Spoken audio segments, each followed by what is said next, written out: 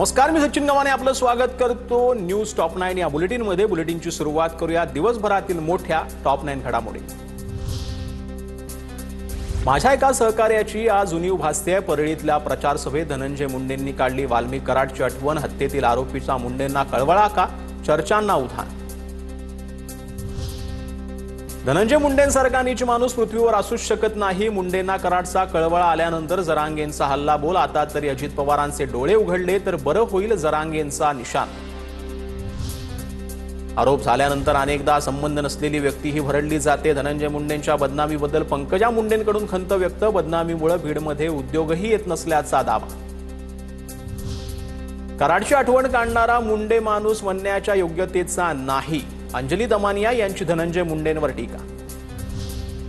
पंकजा मुंडेंचा फरार पीए अनंत गर्जेला 27 तारखेपर्यंत पोलीस कोठडी। पत्नी डॉक्टर गौरी पालवेला आत्महत्येस प्रवृत्त केल्याप्रकरणी अनंत गर्जेसह त्याच्या बहीण आणि भावावर गुन्हा दाखल असून ते फरार आहेत। पत्नीचा मृतदेह रुग्णालयात ठेवून गर्जे फरार होता। पोलिसांनी योग्य तपास करून कारवाई करावी। गौरी गर्जेचा मृत्यू प्रकरणामध्ये पंकजा मुंडेंचे आदेश तर सेटलमेंट करण्यासाठी पोलीस स्टेशनला कोण गेलं होतं? दमानियांचा पंकजा मुंडेंना सवाल। गौरी गर्जेच्या आत्महत्येच्या काही वेळांपूर्वी गौरी आणि अनंतमध्ये वाद। सूत्रांची माहिती, आनंद गर्जे पंकजा मुंडेंच्या कार्यक्रमानिमित्त घराबाहेर पडल्यानंतर गौरीचा वारंवार कॉल। घराबाहेर आल्यावर गौरीची प्रतिक्रिया नाही। अनंतनं घरात डोकावल्यावर गळफास घेतल्याचं पाहिलं। दरम्यान डॉक्टर गौरी गर्जेच्या पार्थिवावर अहिल्यानगरच्या पाथर्डीत अंत्यसंस्कार। अनंत गर्जेचा फोन तुम्हाला आल्यावर तुम्ही काय केलेलं होतं? अंजली दमानियांचा पंकजा मुंडेंना सवाल। तुमचा पुत्र समान पीए नायर रुग्णालयातून गायब का झाला? ट्विट करत दमानियांनी केला सवाल। गौरी गर्जे मृत्यू प्रकरणी निष्पक्षपणे चौकशी होईल। रुपाली चाकणकरांचं ट्विट। राज्य महिला आयोग गौरी यांच्या कुटुंबासोबत त्यांना न्याय मिळवण्यासाठी आम्ही पाठपुरावा करू। चाकणकरांची ग्वाही।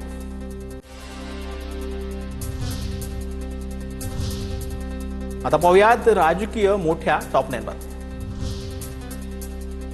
हरकतींसाठी 21 दिवसांचा वेळ द्या, नाहीतर निवडणुका रद्द करा। मतदार याद्यांमधील घोळाबाबत ठाकरे बंधूंचं निवडणूक आयोगाला पत्र। हरकतींसाठी फक्त 8 दिवस देण्यावर ठाकरे बंधूंना आक्षेप। ज्यांच्या मागे तुम्ही गरंगळत जाताय तेच लोक उद्या तुमच्या नरडीला नख लावतील। स्वायत्तेची शक्ती काय असते ही सत्ताधाऱ्यांना दाखवा। राज ठाकरे उद्धव ठाकरेंचं निवडणूक आयोगाला पत्र। मुख्यमंत्र्यांकडून राहुल गांधींवर डेलुलू म्हणत टीका। जेनजीच्या शब्दाचा उच्चार। महापालिका निवडणुकांच्या पार्श्वभूमीवर मुंबईतल्या 100हून अधिक कॉलेजच्या युवकांशी फडणवीसांचा संवाद। निवडणुकीपूर्वी राज्यातील लाडक्या बहिणींना डबल गिफ्ट। नोव्हेंबर आणि डिसेंबरचा हप्ता एकत्र मिळण्याची शक्यता। दोन्ही महिन्याचे 3000 रुपये एकत्र दिले जाण्याची शक्यता। मालेगावातील अत्याचार आणि खून प्रकरणातील आरोपीला फाशी झालीच पाहिजे। फाशीच्या शिक्षेसाठी प्रयत्न करणार उपमुख्यमंत्री एकनाथ शिंदेंची प्रतिक्रिया। नाशिकचे शिवसेनेचे माजी खासदार हेमंत गोडसेंवर विदर्भात जबाबदारी। हेमंत गोडसेंची यवतमाळ संपर्क प्रमुख म्हणून नियुक्ती। हेमंत गोडसेंना नाशिकमधून दूर ठेवल्याची चर्चा। लोकसभा निवडणुकीनंतर गोडसे भाजपामध्ये जाणार असल्याची होती चर्चा। ज्येष्ठ अभिनेते धर्मेंद्र यांचं निधन। वयाच्या 89व्या वर्षी घेतला अखेरचा श्वास। विलेपार्लेतील स्मशानभूमी। धर्मेंद्र यांच्या पार्थिवावर अंत्यसंस्कार। धर्मेंद्र पंचतत्वात विलीन। धर्मेंद्रजींच्या निधनानं भारतीय चित्रपटसृष्टीतील एका युगाचा अंत झाला। एक असाधारण अभिनेता आपल्यातून गेल्याचं दुःख। पंतप्रधान मोदींकडून ट्विट करत श्रद्धांजली।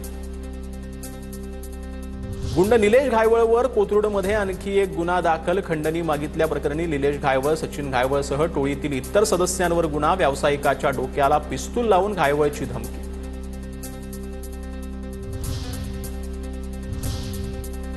आता बघा दिवसभरातील महत्त्वाच्या राजकीय टॉप 9 वर।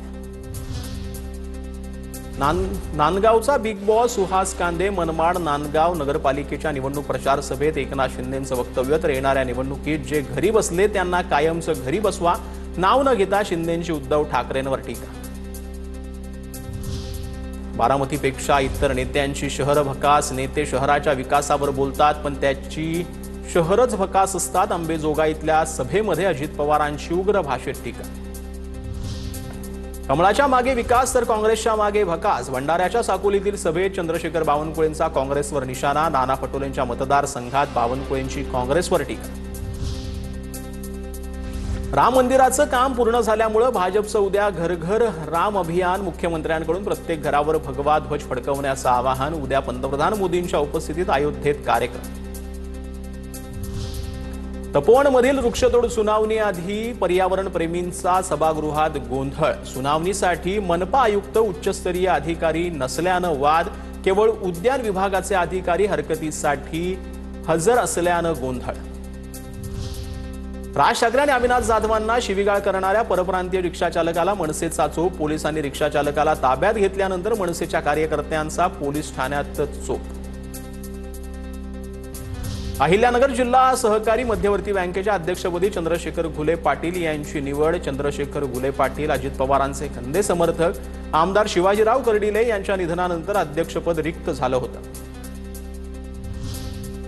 आमदार संग्राम जगतापांची ठाकरेंच्या शिवसेनेचे शहर प्रमुख किरण काळेंना 51 कोटींची अब्रू नुकसानीची नोटीस. जैन समाजाच्या जागेवर जगतापांनी कार्यालय थाटल्याचा किरण काळेंचा आरोप. माफी मागण्याची जगतापांची मागणी. नागपूरच्या सावनेरमध्ये महिलेचं भाजपचे आमदार आशिष देशमुखांसमोर गाऱ्हाणं. माझा मुलगा हरवलाय असं म्हणत महिलेच्या देशमुखांसमोर आक्रोश. Video viral. मात्र म्हणणं न ऐकताच आशिष देशमुख निघून गेले.